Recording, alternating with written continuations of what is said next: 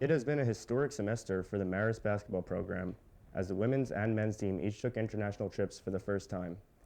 The programs came into the season in vastly different positions, with women's coach Brian Georges now in his 20th and final season. This level of continuity would be welcomed by the men's team, who acquired 9 new players through the transfer portal. Despite their differences, both programs contributed towards making the first instances of international competition for Marist basketball a success. The women's team traveled to Dublin to participate in the inaugural MAC ASUN Challenge. They seemingly found the luck of the Irish, putting a 0-3 start to their season behind them by picking up a pair of wins over Eastern Kentucky and Northern Florida. The men's team kept their momentum rolling by picking up their third straight victory, a 1-point triumph over Maine during the Naismith Hall of Fame London Showcase. The Red Foxes' combined 3-0 record in their international debut couldn't indicate more trips to come. It's Marist in North Florida and all the way in Dublin, Ireland. Marist having playing 2 games this weekend, once against Eastern Kentucky and once against North Florida today. Kendall Kirk gets the game started with a nice 3 of her own. She was 2 for 5 on the day for threes. She also gets this really nice inbound play where she turns around and puts it up.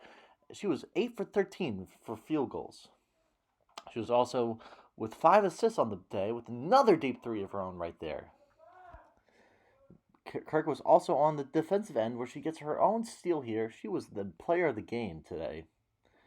Kirk and Marist hand North Florida a big loss, 61-45. The Marist women's basketball team began to turn their season around during their trip to Dublin. After scoring just 48 points per game in the opening 3 defeats, Marist poured in 65.5 points per game in their wins in Ireland. Their defense got going as well, allowing 15 fewer points per game in Dublin than they had in the 3 games prior. A big part of this was staying out of foul trouble. The Red Foxes decreased their team fouls per game from 20 before Dublin to 7 during. These improvements on both sides of the ball will be crucial in making Brian Georges' final year a successful one. It's the Maine Black Bears and the Marist Red Foxes traveling across the pond for this weekend's matchup. Marist coming off a big win against Columbia, looking to continue their hot streak. Marist key player Patrick Gardner hits a 3. He was 4 for 7 on the night from 3. Marist driving again, and here comes Javon Cooley with a 2-handed slam. Marist was great on the offensive end today. Marist with a floater gets the shot to go. Patrick Gardner again hits a 3. That's a big shot from the big man. It was close all night, and here comes down the final couple ticks. Marist can't get the rebound. Maine dying efforts here, down by 1. Can they do something here? Clock ticks. They drive. They kick it out for 3. No good. Here's again. Shot up. No good. Marist hangs on for the win. The Marist women's volleyball team had an outstanding regular season this year as they finished as the number 2 seed in the MAC, finishing 14-4 in conference play and 18-11 overall for the season. With high hopes going into the conference tournament, Marist was unable to defeat 7-seed Rider as they lost in 3 state sets to end their season. Coach Jeff Rotundo and the 7-seed Rider Broncos take on the number 2 seed Marist Red Foxes and Sean Bryan, the head coach for Marist. Rider trying to make a Cinderella story here as a 7 seed trying to beat a number 2 seed in the tournament. Rider gets a great opportunity here to go up 1-0, and they do with a great hit over the Marist. Marist trying to bounce back, but they can't seem to get enough points to put Rider away. Rider is on set point again, and they take a 2-0 lead and surely have put a nail on the coffin Marist's run. Marist trying to get anything back, and they drop all 3 sets to Rider, and the Cinderella dream is on for Rider as they beat Marist. This was yet another disappointing end of the Red Fox season as they were unable to win a single set in the conference tournament after such an impressive regular season. Although the season did not end the way the team would have liked, there were a lot of bright spots this season as junior Sasha Vander Merwe and graduate student Gabrielle Heller were both named to MAC first team, and Jordan Newblatt Jr. were named to second team. This was not only succeeded on the court, but 4 players were also named to the MAC all-academic teams, which included McKinley Fox, Jordan Newblatt, Morgan Owens, and Sasha Vander Merwe. Sasha was also named to the honorable mention for East Coast All-Region, which includes all conferences, and finishes off her dominant junior campaign. As the Red Fox head into their offseason, they will be satisfied with the regular season performance, but will be working hard to translate into postseason success. Now we have Sam interviewing Coach Sean Byron to ask him about the final game against Ryder and how he feels about the season as a whole. You guys were able to grab the 2 seed late in the year, and you had a lot of momentum, but unfortunately weren't able to translate that into playoffs. What happened there? Why weren't you guys able to come away with the win? We just ran into a team that played their absolute best match in the history of the program. When you look at hitting percentages, it's a lot like batting averages in baseball, that if you're hitting 300 or better, that's a great day. The lowest attack percentage, I think, was 370 for each individual player. I mean, anything that they hit seemed to score, and they played a great match. I felt like we talked to the team after and just said, there are a lot of matches that we lost during the year that were really kind of on us, that we had the potential to play better and could have done some different things to turn a couple points here and there.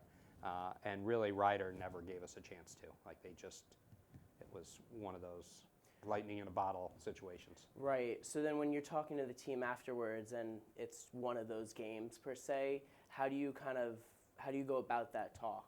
Because it's one of those games, but Sure. It's the end of the year. Yeah. I mean, you can mention it to them, and that the grad students, their careers are over, so they're not really.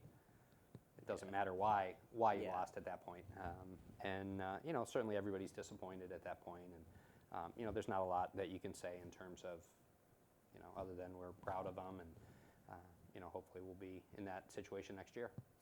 So then, looking at this season overall, you guys had an impressive regular season, I believe 14-4 in MAC play, but then an unfortunate result in playoffs. So how do you analyze this season?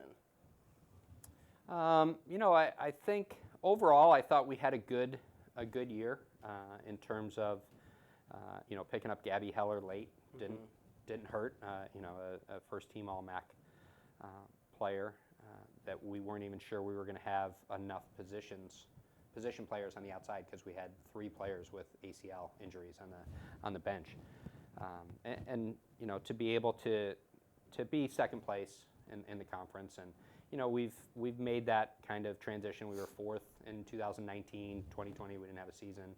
Then we went to 3rd in 2021, and this year we were 2nd. Hopefully, knock on wood, the progression stays the same, and sure. We're able to keep making strides forward. I think we're playing a different brand of volleyball certainly in 2022 that we did in 2019, and hopefully in 2023 we're able to even expand on that. The Marist baseball program has been making some moves in the offseason, coming off a second-place finish in the MAC regular season after finishing last year with a 29-17 record and a 17-5 conference mark. Marist hired Lance Ratchford as the new head coach for the baseball team. Ratchford is returning to Marist after 4 seasons at SUNY Cobleskill.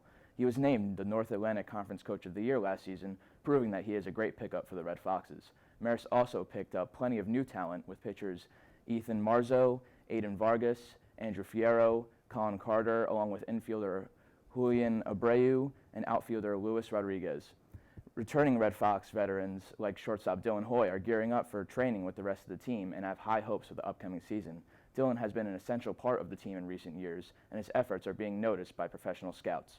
Dylan Hoy met with a few MLB teams with the hopes of being drafted or being signed as a free agent, but is continuing his baseball career here at Marist next season. He signed with the Brewster Whitecaps of the Cape Cod Baseball League recently for after graduation. He hopes that the Red Fox performance next season can further elevate his baseball career. Dylan, I see that you are one of only 2 Red Foxes to start in all 46 games this past season with the Marist Red Foxes baseball team with a batting average of .292. What have you been working on this offseason?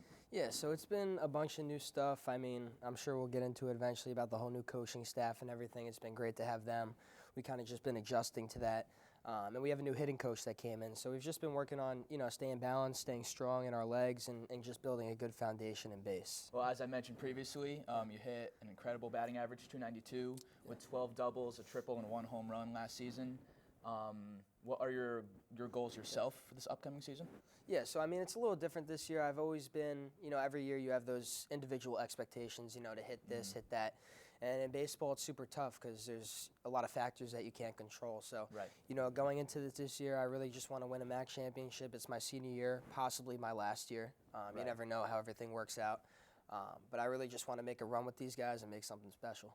Good. Well, thank you, Dylan, for coming by. Thank you. I appreciate you having me.